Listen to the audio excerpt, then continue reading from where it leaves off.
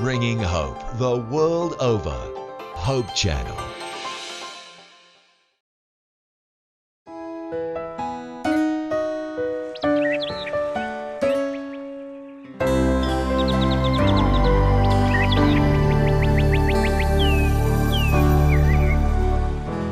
Isa na namang pagbati ang nais kong ipaabot sa inyo, minamahal na taga-subaybay ng programang itong Buhay Kasama si Kristo.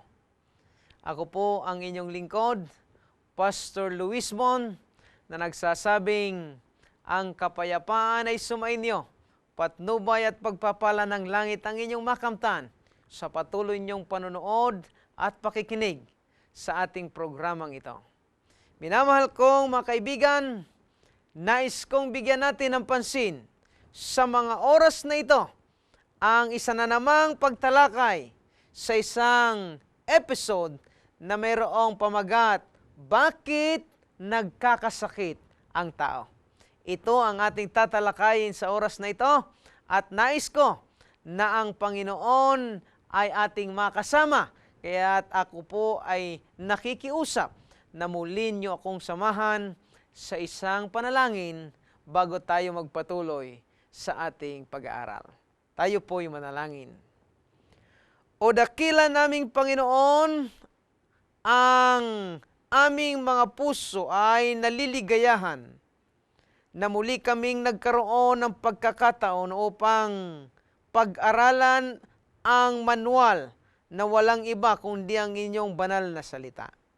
Samahan niyo po kami, Panginoon, at bigyan kami ng pagkaunawa sa lahat ng mga nais ninyo upang kung magkagayon ang lahat ng ito ay aming maisakabuhayan. Salamat sa inyong pakikinig ng aming dalangin. Ito'y aming hinihiling sa pangalan ni Jesus. Amen. Salamat po sa inyong patuloy na pagtangkilik sa programang ito. Ang tanong na bakit nagkakasakit ang tao ay ang ating pag-uusapan ngayong oras na ito. Minamahal, ayon sa Comprehensive Dictionary, ang sakit ay ang masama o hindi maayos na kalagayan ng isipan, moralidad at relasyon sa kapwa. Kung inyong natatandaan na meron tayong 4 na aspeto na ating tinatalakay sa maayos na kalusugan, ang pisikal, mental, social at spiritual na aspeto ng buhay ng tao. At palibhasa ito ang 4 na ito para mapatunayan ng isang tao'y malusog. Ang may sakit ay isang tao na hindi kumpleto ang aspetong ito sa buhay. Kaya nga, napakadaling unawain na ang sinumang taong may karamdaman o mayroong sakit ay ang taong hindi maayos ang pisikal, mental, social, at spiritual o alinman sa isa man sa mga ito. Kaibigan ko, ito ang karamdaman. Ngunit ang tanong, bakit ba nagkakasakit ang tao? Spiritual Gift, Volume 4, page 120. Marami ang nagigitla ng sangkatauhan ay lalong lumulubhang kalagayang pisikal, mental, at moral. Hindi nila napagtatanto na ang paglabag sa batas pangkalusugan ang sanhi ng paglubhang ito.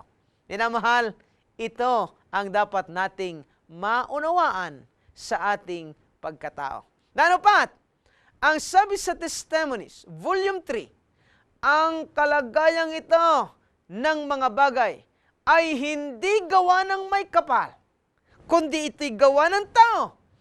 Ito'y bunga ng mga maling kagawian at pang-aabuso sa kautusan ng Diyos at sa kanyang ginawa upang gabayan ang pamumuhay ng mga tao. Kaibigan ko, ito ang dahilan kung bakit tayong mga tao ay nakakaranas ng mga karamdaman, ng mga sakit, ay sapagkat tayo ay nakalimot sa batas na siyang gabay ng Diyos upang ang tao ay mapabuti. Minamahal kong kaibigan, Sa madaling salita, ang magandang kalusugan ay dulot ng pagsunod sa mga utos ng Diyos at ang sakit ay bunga ng hindi pagsunod. Kaibigan ko, gusto kong pakinggan ninyo ang salita ng may kapal na isinulat sa aklat ng Exodus, Kapitulo 15, versikulo 26. At sinabi, kung iyong didinggin ng buong sikap ang tinig ng Panginoon mong Diyos, at iyong gagawin ang mabuti sa kaniyang mga mata, at iyong didinggin ang kaniyang mga utos, at iyong gaganapin ang lahat niyang mga palatuntunan, ay wala akong ilalagay na karamdaman sa iyo na gaya ng inilagay ko sa mga Ehipsyo, sapagkat ako ang Panginoon na nagpapagaling sa iyo. Kaibigan ko, ganun na lamang ang pangako ng may kapal, na kung itong banal na salita, yung kanyang mga kautusan, ay ating pakaiingatan, na ito'y ating didinggin, at pagkatapos ating gaganapin ang pangako ng Diyos at ang kanyang sinabi, ay wala siyang ilalagay na anumang mga karamdaman, sapagkat siya ang nagpapagaling ng lahat ng ito. Kaibigan ko, anong ligaya kapag ka ang Panginoon ang iyong sandigan? Anong ligaya kapag ka itong Panginoon ay binigyan mo ng inyong buong puso at inyong pananampalataya, na kapag ka itong lahat ng kanyang sinasabi at mga utos sa inyong sinunod, kaibigan ko, walang pagduda na ang karamdaman na ito ay mawawala, sapagkat siya mismo ang nagsulat ng manual na ito. Kaibigan ko, sa oras na ito, ay gusto kong sabihin sa inyo na merong dalawang klaseng batas ang ating may kapal. Una, ang batas na pangkalusugan, o di kaya tinatawag nating health law, na ito'y pagka ating sinunod, wala tayong karamdaman, tayo ay malusog. Kaibigan ko, lumanghap ng sariwang hangin ang unang batas. Nanapat, itong pangalawa ay uminom ng malinis na tubig. Aking tinalakay at binanggit ang ilan sa mga ito sa mga naunang mga lektura na inyong napakinggan. Pangatlo, kumain ng wastong pagkain. Ito ang tinalakay natin noong nakaraang episode. At ang pangapat, magkaroon ng sapat na pahinga. Kaibigan, tatalakayin ito sa susunod na episode kung ano ang tamang pamamahinga at ang pagkakaroon nito ay ano ang pakinabang. Kaibigan ko, ang panglima, regular na mag-ehersisyo. Mga batas na sadyang inilagay ng Diyos upang ang tao ay magkaroon ng gabay na maisaayos ang kaniyang kalusugan. Pang-anim, magpaaraw. Minamahal, ito ay sinadya ng Panginoon na itong bagay na ito ay ating gawin upang magkaroon tayo ng maayos na direksyon ng ating kalusugan. At marami ang mga makukuha natin sa sikat ng araw na kung ito'y iisa-isain ko, ay ito ay tuloy-tuloy na hindi natin matatapos ang isang oras. Kaya't ito ay sa-summarize ko. Ikapito, maging mapagtimpi sa lahat ng bagay.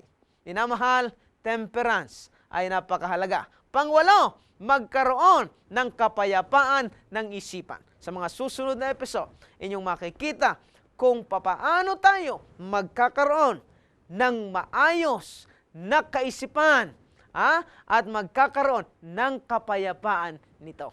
Kaibigan, pangsiyam, maging malinis sa lahat ng bagay. At walang iba ang pangsampo, magtiwala sa Diyos na siyang nakakaalam ng lahat ng bagay, na siyang may-ari ng ating buhay. At ito ang mga batas, 10 kautusan na pangkalusugan na ibinigay ng Diyos. Minamahal kong kaibigan, tunay na kapag ang lahat ng ito ay ating inilagay sa ating mga lakad, ang lahat ng ito ay ating binigyan ng pansin, ang sabi ng Panginoon, walang karamdaman na ibibigay siya sa atin sapagkat siya ang nagpapagaling. Minamahal kong kaibigan, tandaan ninyo na ang mga tao ay pinagwalang bahala ang kautusan ng kaniyang pagkatao. At ang mga sakit ay patuloy na dumarami. Ang Diyos ang siyang may likha sa mga kautusan ng ating pagkatao. At kung ito'y ating susuwayin, ito'y ating pagbabayaran sa huli. Kaibigan ko, iyan ang dapat nating tandaan. At alam niyo ba, kailangan sila'y turuan na ang bawat gawang sumisira sa pisikal, mental, at espiritual na enerhiya ay kasalanan. Kaibigan ko, ito ang dapat nating maunawaan. At tatandaan niyo na ang kasalanan ay ang pagsalangsang sa kautusan. Kaya nangangahulugan na dapat ang mga bagay na ipinag-utos ng Diyos na dapat gawin, na siyang gabay ng tao, ay kailangan sundin upang magkaroon ng maayos na direksyon ng ating buhay. Kaibigan ko, dadako tayo sa ikalawang utos na ibinigay ng may kapal. Utos na tinatawag na moral law, na kung yung una ay health law, itong ikalawa ay ang tinatawag na moral law. Ito'y pangmoral na kapag ka ating sinunod, wala tayong kasalanan at tayo'y tatawagin na banal. Kaibigan ko, ito ang utos ng ating may kapal. Nanopat, ganito ang nangyari. 10 mga kautusan na ibinigay ng Panginoong Diyos kay Moses, nang sabi niya, ito ang dapat sundin ng tao upang sila ay mapabuti at huwag silang mapahamak. Kaibigan ko, masdan ninyo ang video sa inyong screen sa pagbibigay ng kautusan na ito ng Panginoon kay Moses.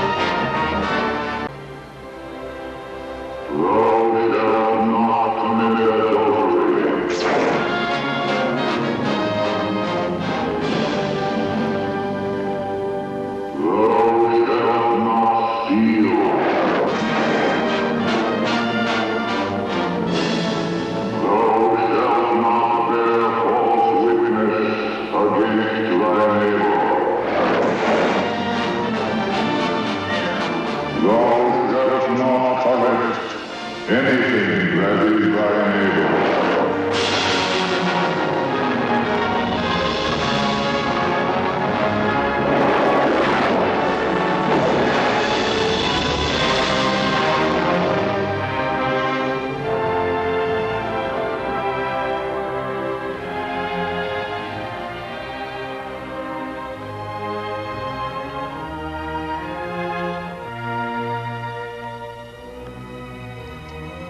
Written with the finger of God.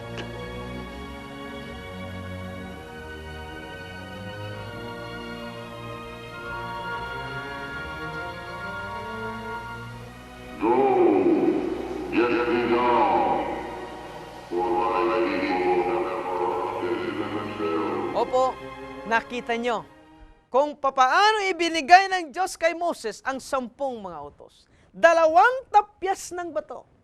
Na itong tapyas ng batong ito ay sadyang inilagay ng Diyos upang makita ng tao ang kanyang mga bilin at ang kanyang mga utos na siyang gabay na magtuturo sa tao ng tamang landas na gagawin upang siya'y mapabuti. Kaibigan ko, gusto kong ito isa-isahin sa inyo. Dalawang tapyas na bato na ang unang tapyas ay ang pag-ibig natin sa Diyos. At ang ikalawang tapyas ay ang pag-ibig natin sa kapwa. Minamahal, itong una ay merong 4 na mga kautusan. Ngunit itong pag-ibig sa kapwa ay merong 6 na mga utos. Gusto ko na bigyan nyo ito ng pansin na ang unang utos ay nagwikay ganito: walang ibang Diyos. Minamahal ko, gusto ko kayong tanungin, ilan ba talaga ang ating Diyos? Opo, maaaring sasagutin ninyo ako, iisa ang ating Panginoon. Iisa ang ating Diyos. Ngunit bakit sinabi ng Panginoon na huwag kang magkakaroon ng iba kung walang iba? Kaibigan ko, pansinin ninyo ng maigi na ang utos na ito ay napapaloob ng wika ng Panginoon. Anumang ibigin ninyo ng higit kaysa sa Diyos, yun ang ibang Diyos ninyo. Kaibigan, gusto kong sabihin sa inyo ito sa oras na ito, na ang Panginoon ay naglagay ng batas at ito'y inyong makikita na dapat siya lamang ang ating susundin. Ang sabi sa Apokalipsis 4:11, inyo pong pakinggan ang nakasulat sa aklat ng Apokalipsis. Ang wika, marapat ka, O Panginoon namin at Diyos namin, na tumanggap ng kaluwalhatian at ng kapurihan at ng kapangyarihan, sapagkat nilikha mo ang lahat ng mga bagay, at dahil sa iyong kalooban ay nangagsilitaw at nangalikha. Kaibigan, tamang-tama na tanging Panginoon lamang ang dapat sambahin. Wala nang iba, sapagkat siya ang Diyos, at hindi mo pwedeng mahalin ang Diyos na ikalawa lamang sa iyong buhay. Panginoon ang una, sapagkat siya lamang ang nararapat na sambahin. Ikalawang utos, ang wikay, walang imahin. Hindi pinahintulot ng Diyos ang pagkakaroon ng imahin. Minamahal ko, alam ko na meron sa inyong nakikinig ngayon na kinaugalian ninyo simulang bata na inyong alagaan, paglingkuran, at inyong mahalin ang mga ribulto na pinapaniwalaan natin na anyo ng nasa itaas. Kaibigan ko, gusto kong sabihin sa inyo ang bagay nito, na ang Panginoon ay naglagay ng batas, na ito'y simula pa noon, ayaw niya na tayo'y magkaroon ng katulad nito, na ribulto upang ating sambahin. At huwag kayong mag-alala, ibibigay ko sa inyo ang mga dahilan. Bakit ayaw ng Panginoon na tayo ay sumamba sa ganitong mga ribulto? Minamahal, gusto kong tingnan ninyo ang mga kadahilanan kung bakit hindi ibig ng Diyos na sambahin natin ang ribulto. Awit, Kapitulo 115, versikulo 4 at 8. Ganito po ang pagkasabi. Ang kanilang mga Diyos-Diyosan ay pilak at ginto, yari ng mga kamay ng mga tao. Sila ay may mga bibig, ngunit hindi sila nagsasalita. Mga matay meron sila, ngunit hindi sila nakakakita. Sila ay may mga tainga, ngunit hindi sila nakakarinig. May ilong sila, ngunit hindi sila nakakaamoy. Meron silang mga kamay, ngunit hindi sila nangakakatangan. Mga paa ay meron sila, ngunit hindi sila nangakakalakad. Ni nangagsasalita man sila sa kanilang ngalangala. Ang mga nagsigawa sa kanila ay magiging gaya nila. bawat tumitiwala sa kanila. Minamahal kong kaibigan, ayaw ng Diyos na paglingkuran natin at sambahin natin ang kahoy. Sa totoo lamang, ako'y tapat noon na gumagawa ng ganitong mga bagay. Ngunit tinanong ko sa Panginoon, bakit inilagay mo sa utos na hindi namin ito kailangang alagaan, hindi kailangang sambahin, hindi kailangang paglingkuran? O iisa lamang ang sagot ng Panginoon, nilikhaya ng tao, isang puno na inukitan na sila'y merong tainga, hindi makarinig. Meron silang kamay, hindi makatangan. Bakit tayo doon hihingi ng tulong? Bakit tayo doon makikiusap? Bakit tayo doon hihingi ng tulong na hindi naman sila makatulong? Minamahal, meron akong karanasan. Along the EDSA, ay merong isang pulis na nagpapatrolya. Lumipas ang panahon ng kanyang gabing pagpapatrolya, ay meron siyang nakitang isang lalaki na nakaharap sa rebolto. At ang sabi ng matandang lalaking ito, mahal kong Panginoon, bigyan mo ako ngayon ng 100 sapagkat gusto ko na makabili ng pagkain ng aking mga apo sapagkat hindi pa sila naghahapunan. Minamahal, alam niyo ang nangyari. Yayamang ang kausap niya ay isang rebolto na hindi makarinig, walang nangyayari. At sa awa ng mamang pulis na ito, na matagal nang nananalangin ang matanda, kailangan ng 100. Lumapit ang pulis, kinuha ang kanyang wallet, at nung kanya itong buksan, nakita niya na 50 na lamang ang kanyang pera sa kanyang pitaka.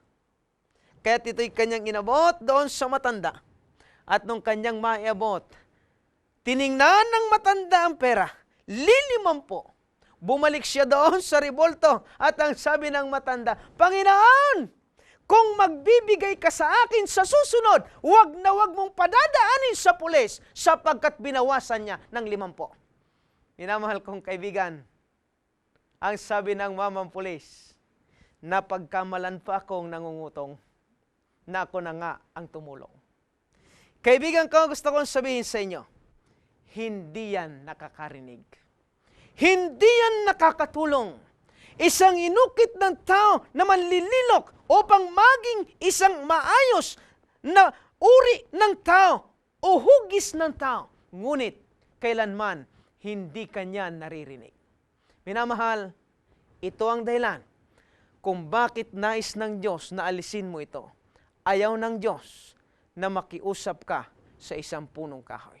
Pansinin ninyo, kung ang aking asawa, yayamang siya ay nagtatrabaho sa St. Luke's, siya ay malayo sa akin, nakikita ko ang kanyang litrato doon sa paglabas ko ng kwarto. Ano kaya kung bawat umaga sa paggising ko, kakausapin ko siya at sasabihin ko, mahal kong asawa, miss na kita, kumusta ka? Hinahalikan ko pa. Pag nakita ko ng kapitbahay, anong sasabihin? May problema si pastor. May problema. Kaibigan ko, ayaw ng Diyos na makita ng mga tao ang katulad nito. Mahal tayo ng Panginoon. Ayaw niya ng bagay na ito. Kahit ang sabi niya, alisin ninyo ito. Ngunit, meron akong kaibigan na matapos niyang malaman ito, ang sabi niya, Pastor, baka pagka inalis ko ito, kaming lahat ay magkasakit.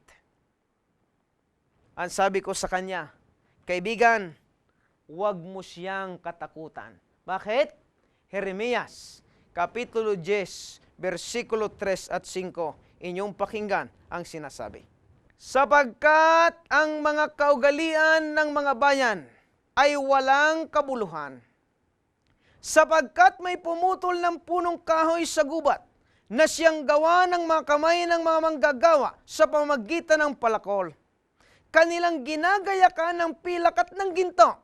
Kanilang ikinakapit ng mga pako at ng mga pamukpok upang huwag makilos. Sila'y gaya ng puno ng palma na binilog at hindi nagsasalita. Kinakailangan pa silang pasanin sapagkat hindi sila makalakad. huwag ninyong katakutan ang mga yaon, sapagkat hindi makagagawa ng kasamaan, ni wala ring magagawang mabuti. Kaibigan ko, napakaliwanag ng ating manual.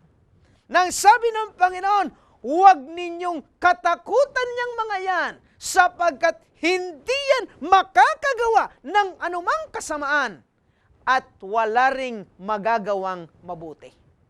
Minamahal, ito ang nais kong dalhin sa inyo. Yayamang ito ay ayaw ng Panginoon. Pininit ko ang aking sarili na hindi na ito gagawin, na hindi ko na ito susundin, o di kaya'y susunod pa na sila'y paglilingkuran ko, sapagkat alam ko na kapag ako'y may kailangan, papasok sa kwarto, mananalangin, napapakinggan ako ng aking Ama na nasa langit. Minamahal, mayroong mga tao na lumapit sa akin at ang wika, Pastor, ay ano ang masasabi mo? Ang mga rebulto sa amin ay naghihimala, nagmimilagro, na kapag ang panyo mo ay ipinunas mo at dinala mo doon sa may sakit at pinunas mo sa may sakit, sila'y gagaling. Kaibigan ko, tinanong ko rin ito sa aking sarili at ako'y nagsaliksik. Kung kayo ay merong mga aklat na tinatawag na pasyong mahal ng Panginoong Hesukristo natin, buksan ninyo sa pahina 208 at makikita nyo kung bakit nagmimilagro. O ang wika doon, ang sabi, bumili ako ng isa nito sa National Bookstore at nakita ko, pahina 208, ang wika, ang mga pagmimilagro, tutulungan ng demonyo, siya ay magkakabayo, ano pat sa buong mundo, maghahari itong lilo. Minamahal ko, ito ba ay sinabi ng banal na aklat? Pakinggan ninyo. Babasahin natin sa Apokalipsis 16:14. Ganito po ang wika. Sapagkat sila ay mga espiritu ng mga demonyo na nagsisigawan ng mga tanda na pinaruruanan nila ang mga hari sa buong sanlibutan upang tipunin sa pagbabaka sa dakilang araw ng Diyos na makapangyarihan sa lahat. Minamahal, sila ay mga espiritu ng demonyo. Minamahal, huwag kayong magagalit sa akin, sapagkat hindi ako ang nagsasalita, ngunit ito'y sinabi ng may kapal sa kanyang manual. Sinabi rin ito ng iginagalang nating aklat na pasyong mahal ng Panginoong Hesukristo na itong pagmimilagro, tinutulungan ng demonyo. Kaya ako'y nakikiusap sa inyo, huwag po kayong magagalit sa akin. Ito ay kinuha ko lamang sa mga salita na nakita ko sa pasyong mahal at nakita ko sa banal na aklat. Minamahal, mahal tayo ng Panginoon. Bakit kailangan mo pang maghirap na pupunta doon at mananalangin na samantalang kahit saang kalumuhod, kahit saang kamanalangin, pinakikinggan ka ng iyong Ama na nasa langit. At kahit doon ka man manalangin sa harap niyang rebulto, ang tumutugon pa rin sa iyong panalangin ay ang Ama na nasa langit. Minamahal, bago ako lumipat sa pangatlong utos, ay nais ko na pakinggan ninyo itong pinakahuli. Roma 1:25. Ang wika sa Roma 1:25. Sapagkat pinalitan nila ang katotohanan ng Diyos ng kasinungalingan. Bakit? Sila'y nagsisamba at nangaglingkod sa nilalang kaysa lumalang na siyang pinupuri magpakailanpaman siya nawa. Ano ang wika? Pinalitan nila ang katotohanan ng kasinungalingan. Bakit? Ang pinaglilingkuran nila ay yuong nilalang kaysa ang lumalang. Nais kong ibigay sa inyo ang mas maliwanag na pag-unawa sa bagay na ito sa pamagitan ng pagkakaroon ng isang mga kasama o tatlong mga kasama na aking tatawagin dito sa harapan upang mas lalo ninyong maunawaan ang mga bagay na ito. Kung sino ba talaga ang dapat sumamba, ang lumikha o yoong nilikha. Tingnan po natin ang bagay na ito. Halimbawa, inyo pong makikita sa harapan ang tatlong ito. Halimbawa, ang Panginoon ay siya. Ang Panginoon na ito ay gumawa ng tao. Ito po ang tao at napakaganda. Ang Panginoon ay narito. Ang Panginoon ay gumawa ng tao. Ang tanong ko, sino ang dapat sumamba? Yoong gumawa o yoong ginawa? Minamahal, tama po ang inyong sagot. Ang dapat sumamba ay yoong ginawa. Ulitin ko, ang Panginoon gumawa ng tao. Ang dapat sumamba, yung ginawa doon sa gumawa sa Kanya. Ngunit, ang taong ito, gumawa ng ribulto. Ay, ito'y ribulto. Tingnan natin na maigi.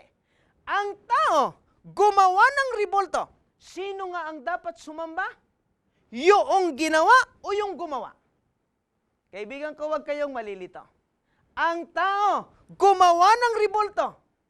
Ang dapat sumamba, yung ginawa, hindi yung gumawa. Minamahal ko, sana'y naunawaan ninyo ng maigi na ang dapat sumamba ay yung ginawa, hindi yung gumawa. Ngunit nababaliktad, yung tao na gumawa ng ribulto ay siya mismo ang sumasamba sa kanyang ginawa. Minamahal ko, salamat ng marami sa inyong pakikisama. Ay pagpalain kayo ng ating Panginoon. Gusto kong ilagay ninyo sa inyong isipan na ang dapat sumamba ay yung ginawa, hindi yung gumawa. Kaibigan ko, unawain nyo ng maigi. At yayamang ang Diyos na ito, gumawa ng tao ang dapat sumamba sa gumawa. At ang tao ay gumawa ng ribulto, ang ribulto ang dapat sumamba sa tao sapagkat ang tao ang gumawa sa kanya. Minamahal ko, napakaliwanag ng banal na aklat na ang sabi, pinalitan ninyo ang katotohanan ng Diyos ng kasinungalingan. Bakit? Sapagkat kayo'y nagsisamba at nangaglingkod sa nilalang kaysa doon sa lumalang. Minamahal ko mga kaibigan, ang aral na ito ay napakaliwanag sa manual. Simula pa noon, ibinigay na ng Diyos. Ayaw ng Diyos na tayo'y mapasama. Ayaw ng Diyos na tayo ay kung ano-ano pa ang ating ginagawa. Ang sabi niya ay, pumasok ka sa kwarto, ikaw ay manalangin, at napapakinggan ka ng iyong Ama na nasa langit. Kaibigan ko, ikatlong utos, ang wika ay ano? Tayo ay ano? Ay huwag gamitin ang pangalan ng Diyos sa walang kabuluhan. Kaibigan, pansinin nyo ng maigi.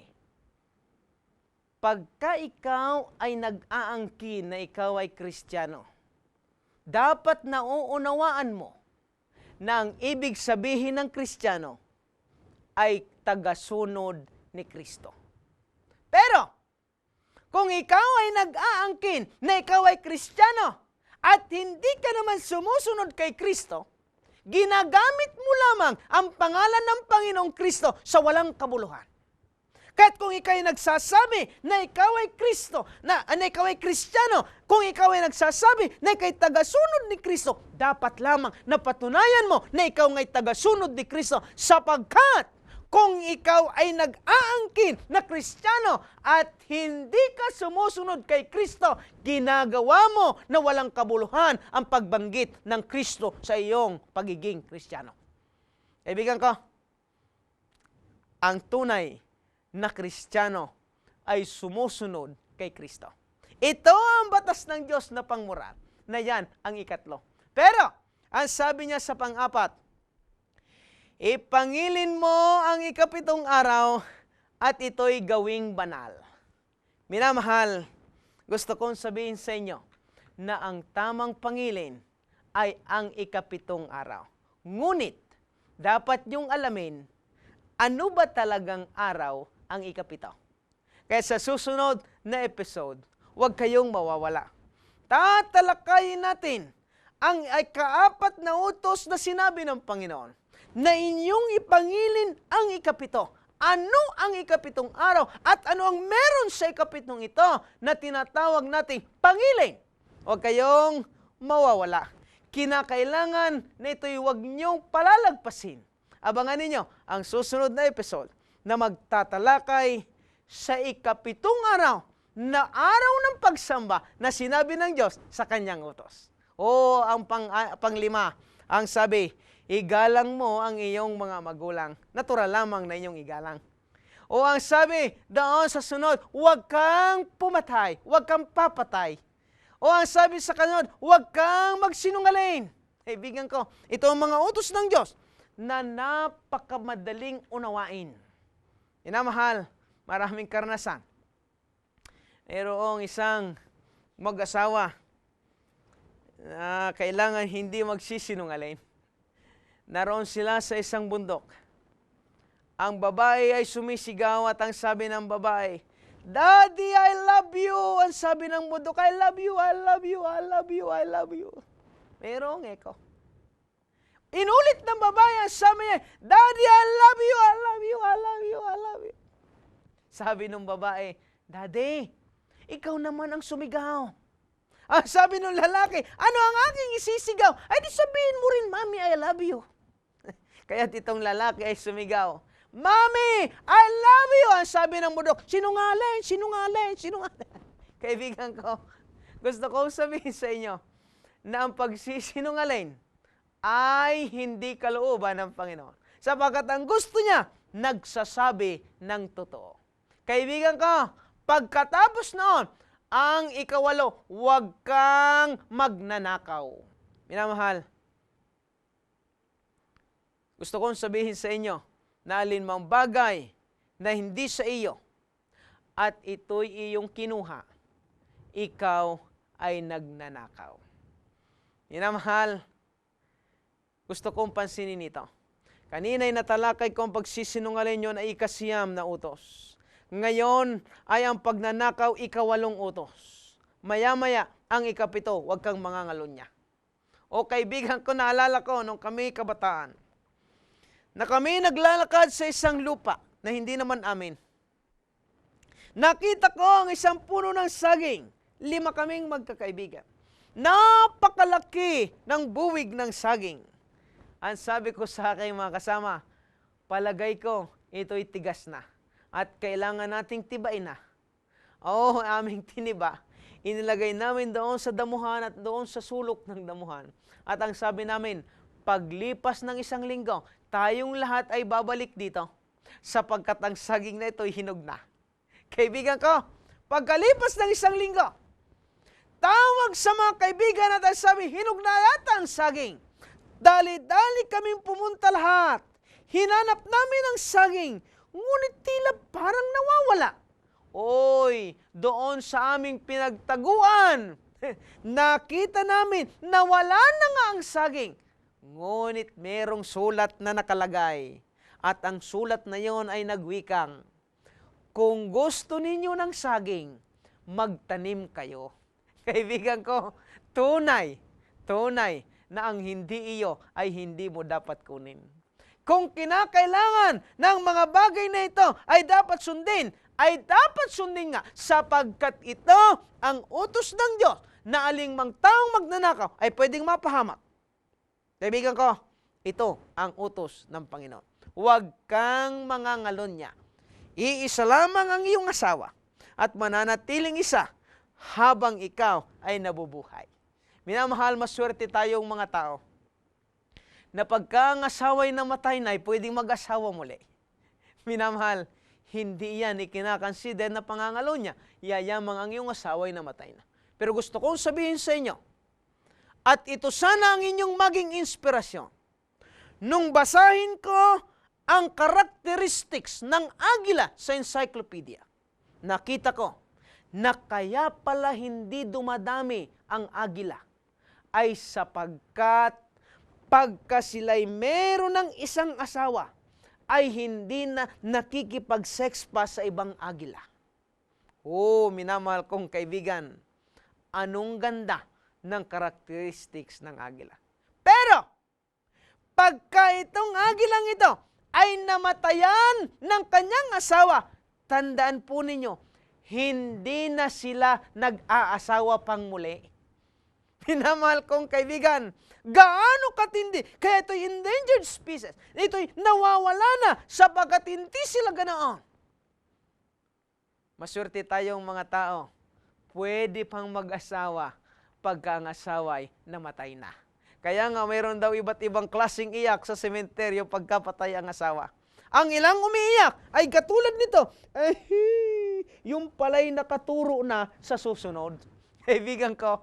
At meron ding ilan na umiiyak sa sementeryo, yun pala'y naghahanap na ng kasunod sa kanyang asawa. Kaibigan ko, maswerte tayong mga tao. Ngunit, wag na wag kayong mangangalunya. Oy, ang pang-10, wag kang mag-iimbot. Aling mga bagay na nasa iyo na ay iyong pagyamanin. Huwag mo nang pakialaman ang nasa iyong kapitbahay. Kaibigan ko, ito ang 10 utos ng Diyos. Nanupat ang wika niya sa awit. Kapitulo 19, versikulo 7, ang wika. Ang kautusan ng Panginoon ay sakdal na nagsasauli ng kaluluwa. Kaibigan ko, ang kautusan ay sakdal. Wala itong mali. Wala itong problema. Ito'y sakdal na nagsasauli ng kaluluwa. Kaya nga, ang sabi sa Roma 7:12, ang wika ay ganito. Roma 7:12. Kaya nga, ang kautusan ay banal, at ang utos ay banal, at matuwid, at mabuti. Minamahal, ito ang kautusan ng Panginoon. Ngunit, nalulungkot ako sa ilan na nagsasabing, ang kautusan ay wala na. Minamahal ko, gusto kong liwanagin ito sa inyo bago tayo magtapos. Merong nakatala sa Kolosas 2:8. Pakinggan ninyo. Isang babala na inibinigay ng Diyos sa tao upang tayo ay hindi mapahamak. Kolosas 2:8. Ang wika ay ganito. Kayo'y magsipag-ingat, baka sa inyo'y may bumihag sa pamamagitan ng kanyang filosofiya at walang kabuluhang pagdaraya ayon sa salit-saling sabi ng mga tao, ayon sa mga pasimulang aral ng sanlibutan at hindi ayon kay Kristo. Minamahal, pag-ingatan ninyo ito. Baka meron sa inyong bumihag na isang filosofiya na hindi ayon kay Kristo. Katulad nito, pakinggan ninyo. Ang sabi ng ilan, 2 na lang ang utos ng Diyos.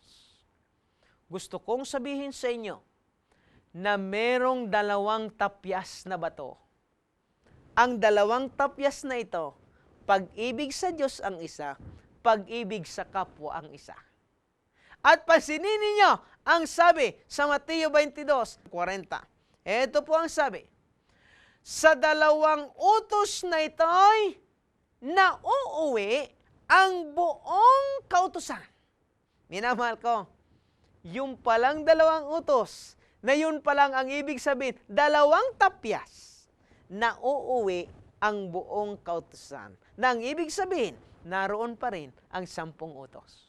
Minamahal kong kaibigan, isa pa na filosofiya na maaaring bumihag sa inyo, ang wika, may bago ng utos ang Diyos. Kaibigan ko, meron na nga bang bagong utos ang Panginoon? Gusto kong buksan natin ang manual sa 1 Juan 2:7. Inyo pong pakinggan, 1 Juan 2:7. Mga minamahal, wala akong isinusulat sa inyo na anumang bagong utos, kundi ang dating utos na nasa inyo buhat ng pasimula. Ang dating utos ay ang salita na inyong narinig. Minamahal kong mga kaibigan, wala pong bagong utos. Wala. O ang sabi ng iba, sinira na niya ni Kristo ang mga utos nung siya ay narito sa lupa, nung mabayubay sa cross, na iniligtas niyang tao, wala nang utos, sinira niya na. Tanungin natin ang Panginoong Hesus. Yayamang ito'y ating pinagbibintangan. Pakinggan ninyo ang nakatala sa Mateo 5:17. Ang wika, huwag ninyong isiping ako'y naparito upang sirain ang kautusan o ang mga propeta. Ako'y naparito hindi upang sirain, kundi upang ganapin. Kaibigan ko, gusto kong sabihin sa inyo na ang Panginoon ay hindi magbabago. Simula noon hanggang ngayon, magpakailan pa man, hindi niya pwedeng alisin ang mga kautusan na kanyang sinabi. Kaya ngayon, ang sabi ng ilan, ang utos ay para lamang sa mga Hudyo. Minamahal ko, tingnan natin kung ang utos ba talagay para sa Hudyo lamang. Ang sabi sa Ecclesiastes 12:13, pakinggan ninyo. Ito ang wakas ng bagay. Lahat ay narinig. Ikaw ay matakot sa Diyos at sundin mo ang kaniyang mga utos, sapagkat ito ang buong katungkulan ng tao. Minamahal, ang Hudyo ay tao. Ang Pilipino ay tao. Ang Amerikano ay tao. Minamahal, alinmang tao, ang sabi ng Panginoon, ito ang buong katungkulan ng tao. Kaya't kung ikaw ay tao, susunod ka sa utos ng Diyos. Ang exempted lamang ay kung ikaw ay hayop. Minamahal ko, lahat ng tao na sinasabi ng Panginoon, katungkulan nila ang sumunod sa kanyang utos sapagkat ito ang buong katungkulan natin. Minamahal ko, pinakahuli at malapit na tayong magtapos. Ang sabi ng iba, wala na ang utos ng Diyos. Minamahal ko mga kaibigan, tingnan natin ng maigi.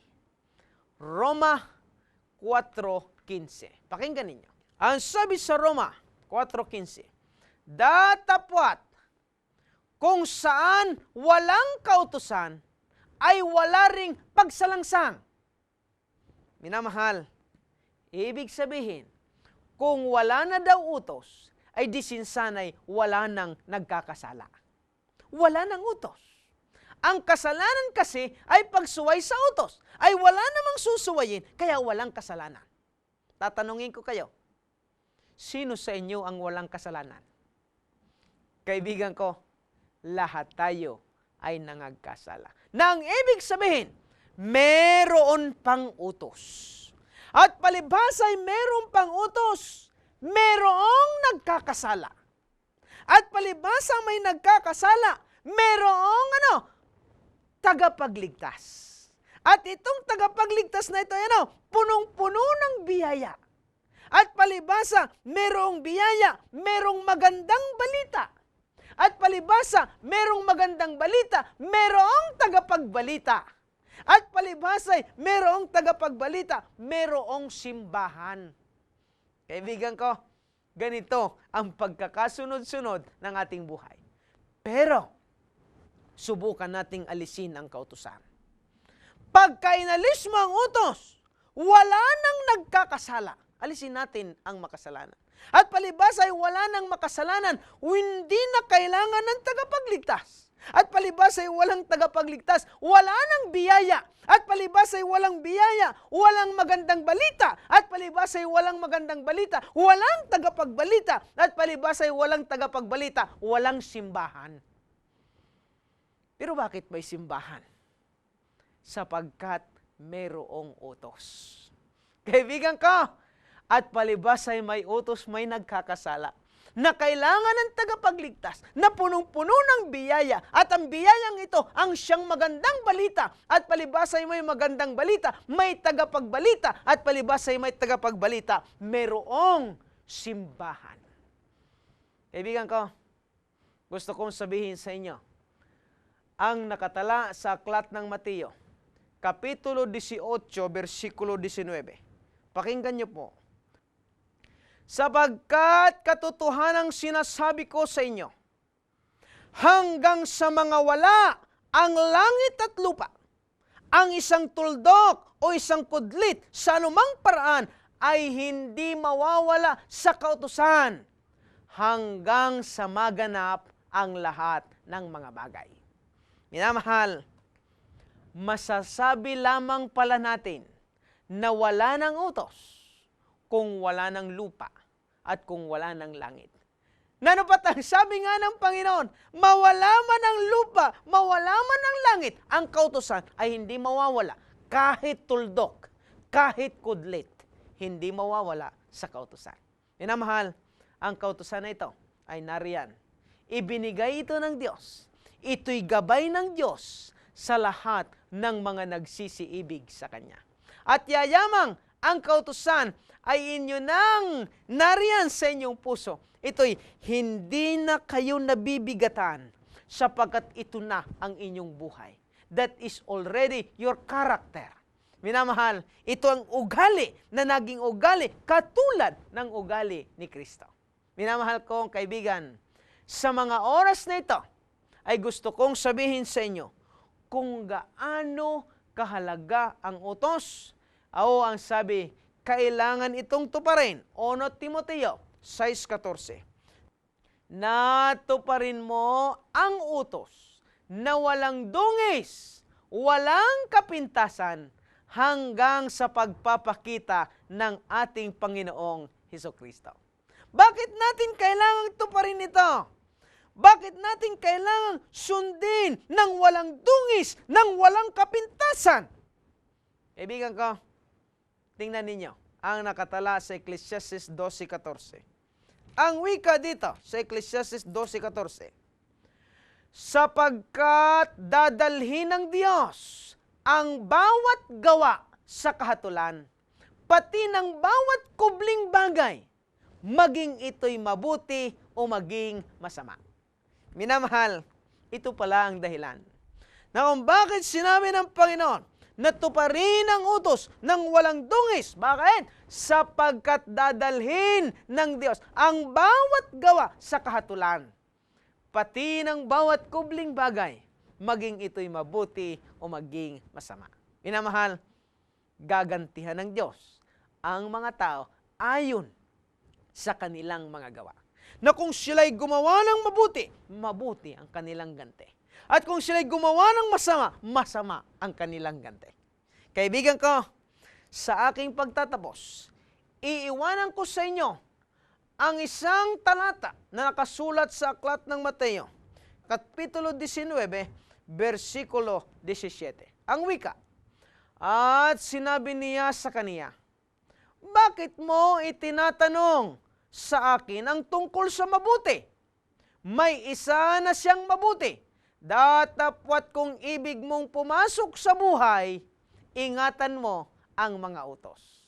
Minamahal ko mga kaibigan, gusto ko na pumasok sa buhay. Gusto ko na makapasok sa kaharian ng aking Panginoon. Isa lamang ang kanyang hinihingi, ang sundin ang kanyang kalooban na nakasulat mismo sa kanyang manual. Minamahal, hindi ito mabigat, hindi ito mahirap kung ikaw ay nagmamahal sa ating Panginoon. Na minsan pang sinabi niya sa Juan 14:15, kung ako'y iyong iniibig, ay tutuparin mo ang aking mga utos. Minamahal kong kaibigan, pag-ibig lamang sa Diyos ang kailangan. Ang kailangan lamang dito ay ang taos-puso na mamahalin mo siya sapagkat una kanyang minahal na iniligtas ka sa lahat ng kasamaan, na binigyan tayo ng pag-asa na makarating sa kanyang luklukan sa langit. Kaibigan ko, ang tanging paraan ay ang ingatan ang utos sapagkat dito babasihan ng Panginoon ang kanyang paghatol. Minamahal, alam ko na ang biyaya ng Diyos ay mananagana. Hanggang sa tayo ay lumalapit sa Kanya. Hanggang sa tayo ay nagpasakop ng ating buhay sa Kanya. Tutulungan niya tayo. Aalagaan niya tayo. At kung sakali mang meron tayong mga kasalanan, patatawarin niya tayo at aangkinin niya tayo na isang tunay na anak na lalaki at mga babae. Minamahal, ngayon ay nais ko kayong idalangin na sana'y sa inyong patuloy na pagbubulay-bulay ng mga katotohanan ito mula sa manual, ay piliin ninyo ang maglingkod sa Diyos. Piliin ninyo na siya lamang ang Panginoon ng inyong buhay. Sapagkat kung hindi ninyo siya susundin, ay para na ring kayo ang gustong magpanginoon. Minamahal ko, gusto ko kayong idalangin at yayamang tayo ay natapos na muli sa isang oras ng ating pagtatalakay. Ay nais kong tapusin natin ito sa pagpapasalamat sa Panginoon na sana'y ang biyaya niya ay lagi nating makamtan. Tayo po ay yumuko sa isang panalangin. O dakilan naming Diyos na kayo'y mapagmahal. Hindi ninyo kami nilinlang sa inyong mga salita. Ang katotohanan mula sa manual ay sadyang nariyan at magpakailan paman.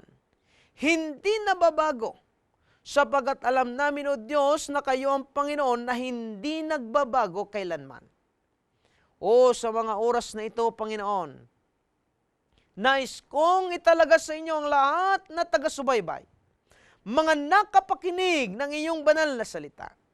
Maaaring sa unay hindi nila kayang tanggapin, ngunit tulungan sila ng banal na Espiritu na magpakumbaba. Tulungan sila, O Diyos, na magkaroon ng espiritong pagiging masunurin, sapagkat alam namin, Panginoon, na ang manual na ito inyong nilikha sapagkat ikaw ang nakakaalam ng lahat ng ikabubuti ng aming buhay. O dakilang Diyos, tulungan niyo po kami. Tulungan ninyo ang aming mga kaibigan na sa balang araw, kung dumating na ang panahon na ang Jesus na ito'y dumating sa ikalawa, kaming lahat ay sasalubong sa Kanya at magmamana ng inyong kaharian. Salamat, O Diyos, sa inyong pakikinig ng aming dalangin. Itong lahat ay aming hinihiling at pinasasalamatan sa matamis na pangalan ni Jesus. Amen. Minamahal naming taga-subaybay, ang inyo pong lingkod muli, Pastor Luis Bon, na nagsasabing, pagpalain kayo ng Panginoon at ang patnubay ng banal na Espiritu ang siya ninyong laging makamtan sa inyong mga lakad. Salamat po at God bless.